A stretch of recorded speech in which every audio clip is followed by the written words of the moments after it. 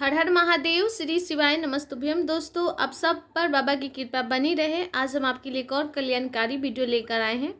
वैसे तो हम आपको हर बार उपाय बताते हैं कि आपको कभी गणेश जी के स्थान पर जल चढ़ानी है, कार्तिक जी के स्थान पर अशोक सुंदरी, माँ पार्वती, कभी शिवलिंग पर। तो इस तरह का आपको तरह तरह के गुरुजी उपाय बताते रहते हैं। तो कई लोगों को पता नहीं होता है कि गणेश जी का स्थान कहाँ है, शंकर जी की जो 6 पुत्रियाँ हैं, जया विशाला शामली वाली दौतली, वो कहाँ पे वास करते हैं, उनका स्थान कहाँ पे है, माँ का स्थान कहाँ पे है, कार्तिक जी का स्थान कहाँ है, शंकर जी की सबसे छोटी बेटी अशोक सुंदरी का स्थान कहाँ पे है।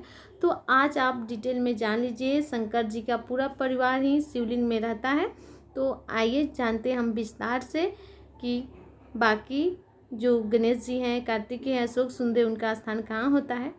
तो शिवलिंग होता है जहाँ से जल गिरता है, आप यहाँ पे देख रहे हैं। तो राइट साइड देखिएगा आप, वहाँ पे थोड़ा सा उभरा सा भाग रहता है, तो वो गणेश जी का स्थान है। तो शिवलिंग में दाहिने साइड जो भाग होता है वहाँ पे गणेश जी का स्थान होता है, और दूसरे साइड शिवलिंग में जल जहाँ से गिरता है तो दूसरे साइड सदानंद कार्तिक के बाबा का स्थान होता है। तो राइट साइड गणेश जी का और लेफ्ट साइड यानी बाएं साइड कार्तिक जी का स्थान होता है। तो यहाँ पे दोनों गणेश जी और कार्तिकेय जी का स्थान होता है। और जो बीच में आप यहाँ पे कहीं देखिएगा, शिवलिंग में बीच में एक मोटी लाइन होती है जहाँ से पानी गिरता है। वहाँ पे आप देखिए एक मोटा सा लाइन होता है जो है शंकर जी की सबसे छोटी बेटी अशोक सुंदरी का स्थान। तो आपको कई ऐसे उपाय बताए जाते हैं जहाँ पे आपको बताया जाता है कि अशोक सुंदरी के स्थान पर बेलपत्र समर्पित करनी है, या फिर जल समर्पित करनी है, या पुष्प समर्पित करनी है। तो यहीं पे बताया जाता है, यहाँ पे है अशोक सुंदरी का स्थान। तो इस तरीके से आप जान गए गणेश जी का स्थान कहाँ है, कार्तिकेय जी का स्थान कहाँ, अशोक सुंदरी का स्थान कहाँ है। और जो आप ये देखते हैं जो जलाधारी होती है गोल पीठी का, वो है माँ पार्वती का स्थान, माँ का हस्त्र कमल है ये। तो यहाँ पे आप पुष्प समर्पित कर सकते हैं, कुमकुम लगा सकते हैं। यहाँ पे कई लोग गलतियाँ करते हैं कि भोग लगाकर इसी स्थान पे रख देते हैं, या फिर कोई भारी वस्तु यहाँ पे रख देते हैं। तो नहीं, आपको कोई भी भारी वस्तु शिवलिंग के इस भाग पे नहीं रखना है जहाँ माँ का स्थान होता है। कई लोग पशुपतिनाथ व्रत करते हैं और उद्यापन के समय जब आप नारियल बाबा को समर्पित करते हैं तो इसी स्थान पे जहाँ पे माँ पार्वती का स्थान है उसी पर रख देते हैं, शिवलिंग में टच कराकर। नहीं, आपको नीचे कहीं साइड में रखना है। यहाँ पे भोग भी नहीं रखना चाहिए, और ना ही कोई दीप उप जलाते हैं वो भी रखना चाहिए यहाँ पे, क्योंकि ये माँ का स्थान है। तो आगे से आप ये गलतियाँ नहीं करिएगा अगर करते आए हैं तो। अब हम आपको बताएंगे जो जलाधारी होती है जहाँ से बूंद बूंद करके पानी गिरती है शिवलिंग के ऊपर, वहाँ पे शंकर जी की 6 बेटियाँ रहती है, जया, विषहारा, शामली वाली, दौतली और देव।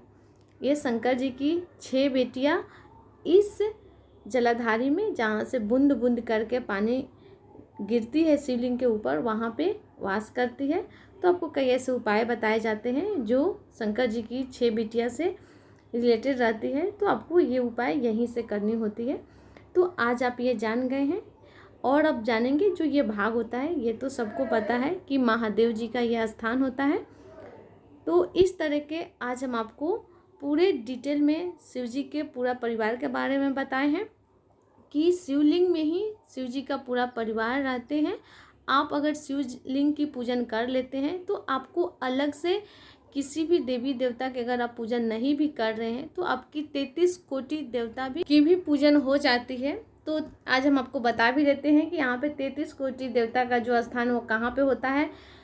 जो शिवलिंग होता है वहाँ पे जहाँ से अंतिम भाग होता है पानी का जो गिरता है, वहाँ पे होता है 33 कोटि देवता का भाग।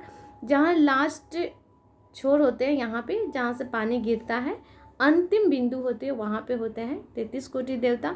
तो अगर आप शिवलिंग की पूजन कर लेते हैं तो आपकी देवी देवतन की पूजन हो जाती है। तो ये थी शिवलिंग की पूरी डिटेल में जानकारी, जो आज आपको समझ में आ गई होगी कि गणेश जी का स्थान कहाँ होता है, कार्तिक जी का स्थान कहाँ होता है, अशोक सुंदरी का स्थान कहाँ होता है, माँ पार्वती का स्थान कहाँ होता है, शिव जी का स्थान कहाँ होता है, उनकी 6 बेटियाँ जया, विशाला, शामली वाली दौतली का स्थान कहाँ होता है। तो आज आप अच्छे से जान गए हैं शिवलिंग के बारे में। अब कोई भी आप उपाय करें तो अब आपको कोई दिक्कत नहीं होगी। अगर कोई दिक्कत होगी तो आप हमसे कमेंट में पूछ लीजिएगा, हम आपके प्रश्नों के रिप्लाई देने की कोशिश करेंगे। और चैनल पे पहली बार आए हैं तो चैनल को सब्सक्राइब कीजिए। वीडियो अच्छी लगती है तो लाइक बटन दबाइएगा। कमेंट में हर हर महादेव या श्री शिवाय नमस्तुभ्यम जरूर टाइप कीजिएगा। फिर मिलते हैं, तब तक के लिए श्री शिवाय नमस्तुभ्यम।